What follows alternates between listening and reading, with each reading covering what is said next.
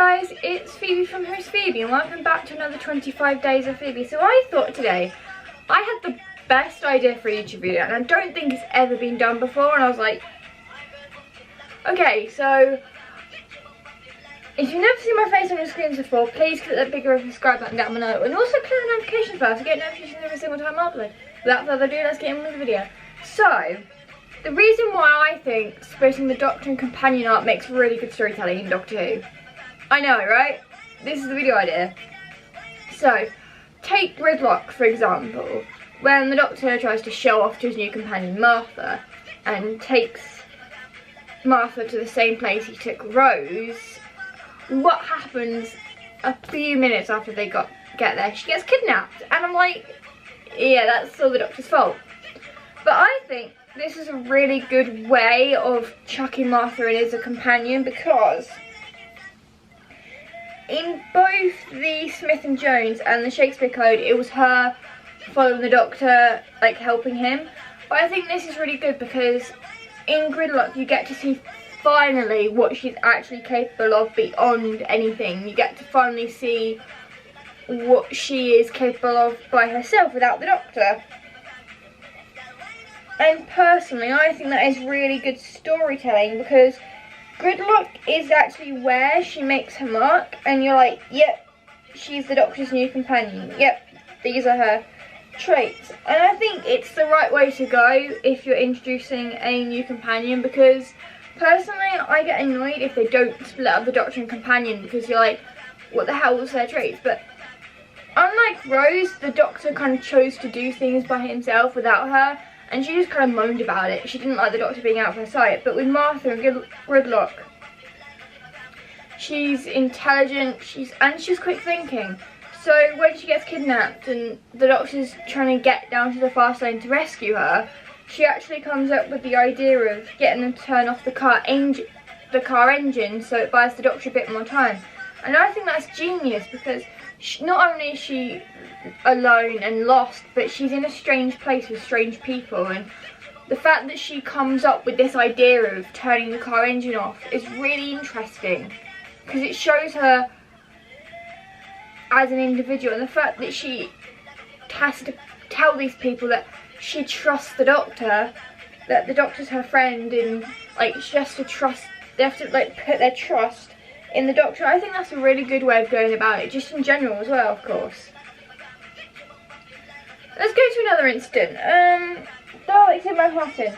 So the Doctor and Martha are together for a majority of the episode. Unlike Gridlock, where they're kind of at the beginning, together at the beginning, and then they're kind of together at the end. But Daleks in Manhattan. So obviously the Doctor isn't aware just yet that there are Daleks about. And him and Martha kind of are together for a good, like, half of the episode. And then when Martha kind of goes after Laszlo that she sees, she gets kidnapped by one of the pig slaves. And again, that is really good storytelling, because it characterises her and the Doctor really well, I think. Because both in Gridlock and Daleks in Manhattan, there isn't a lack of characterisation between the two of them. There's plenty in between, and I definitely think that's really good, because in Daleks in Manhattan it starts to establish them not as individuals but also as a pair as well. You know, a pair as well, and I think that's really like interesting, because it doesn't lack characterisation and it doesn't make the episode boring, like just having the Doctor just having the companion of the Doctor follow the Doctor like all the time. I think it makes a really good storytelling when they kind of decide, oh, I know what we're going to do. We're going to split Martha up from the Doctor, that way then she doesn't have a friend, and like it, and then the Doctor's just trying to rescue her. It's like with the Daleks as well, but he came up with a really genius idea, like just walking behind her and going, keep walking, so you can actually see where the Daleks are taking her.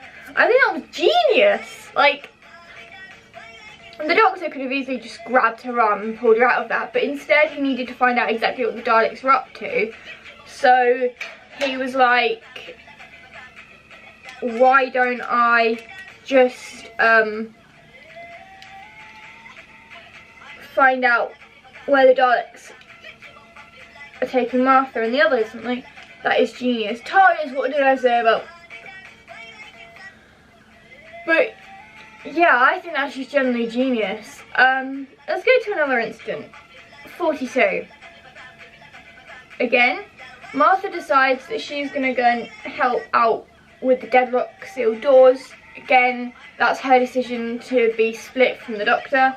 And I think the writers do genius jobs always splitting the Doctor and Companion up. Martha more than Rose though, they split Martha and the Doctor up fairly more than they did with Rose. Like, they were like, Gridlock, let's split them up. Daleks in Manhattan and Evolution of the Daleks, let's split them up across those 2 episodes. Like, she's with the Doctor the first part of Evolution of the Daleks, and then he's like, I'm gonna go to see what the Daleks want, and then like left her, and then rejoined her. And I think that was like really good individually as well, to see what they're both capable of by themselves, like to see what the Doctor is capable of without a companion. And then like in the Lazarus Experiment, obviously they split up, but Martha goes back for the Doctor, not wanting to leave him behind, you know. 42, same thing, you know, she's going to help Riley with the security system, and the Doctor's going to help the other people, so, you know, it's really good for their character development, I think, as well. And then, obviously, you have the Sontaran stratagem with Martha as well. Like, the Doctor, like, reunites with her, which I always love. She's, like, always my favourite scene in that episode. Like, the Doctor comes out of the TARDIS, he goes to Martha Jones, kind of runs up and hugs her, because he hasn't seen her in a while, and I think that's such a cute scene. But obviously with Martha leaving the TARDIS and becoming more independent without the Doctor, like, obviously naturally Russell's going to keep to the point where splitting them up. And I think having Martha being taken by the Sontarans is a really good way of doing that, because once he realises, like, we know that the 10th Doctor knows when his friends are out of sorts. Like, with Martha, he's like, have you phoned your family in time? Because he knows how much Martha cares about her family, so that's why he questions her copy, really, you know. That's why he questions her copy, really, you know, because he knows how much Martha cares about her family, and I think that's really kind of cool. Once it works out, the Sontarans kind of wakes Martha up, really, and like goes, it's alright, I'm here. Like, she's woken up scared, but when the Doctor's by her side again, like, he seems to calm her down quite well. And it's the same in any Doctor Who books that she was in. Like, they always seem to split her and the Doctor up. It's really good characterisation.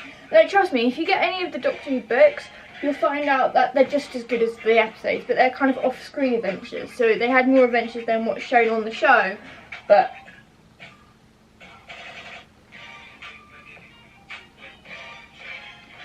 yeah, and I think also, like, going back to the whole season 4 and 5 as well, that splitting the Doctor and Companion up is really good characterisation, even though Amy wasn't really, like, kidnapped that often, but, like, it just really kind of helps with character development in Doctor Who personally, I think. And it was the same throughout the classic season as well. Like, companions getting kidnapped was a regular occurrence, like, come on. I mean, in Doctor Who, companions getting kidnapped is going to be a regular thing. It's going to be a regular thing. But I definitely think, though, in both classic and the reboot, splitting up the Doctor and companions is always a great idea. For not only is it great character development, it's also you get to finally see what they're more capable of without the Doctor by their side. You know, I mean, Martha was always capable, like that. You could see that in Smith and Jones on the Shakespeare Code, but I think it's shown more in Gridlock and Daleks in Manhattan and Evolution of the Daleks, that kind of thing. You finally get to see what they're capable of without the Doctor by their side. You know? And it's really good not only for the companion but for the Doctor as well, because you get to see what the Doctor's like without a companion by their side. You know? It works well with Tegan as well, the amount of times that she got hurt or kidnapped once by the pterodactyls, injured, but she had Adric with her, so you know that worked. She had Adric with her, but both Adric and Tegan were split up from the Doctor, and the Doctor had still one companion by his side, Nyssa, but personally I think they should have separated all three companions to see what they're really capable of by themselves. Although they did actually. Nyssa kind of walked back to the Doctor, and then the Doctor told Nyssa to go back to the TARDIS. So, you know, they did actually split Nyssa up as well, and I think that's really good. And I just love companions when they're a little bit more independent by themselves without the Doctor, when the Doctor's off trying to do something. You know, it splits them up and does great characterization. I hope I've made my point here. If you enjoyed this video, please give it a thumbs up if you did, and make sure you click the big red subscribe button down below and click the notifications bell to get notifications every single time I upload. I'll see you guys tomorrow for another Doctor Who video.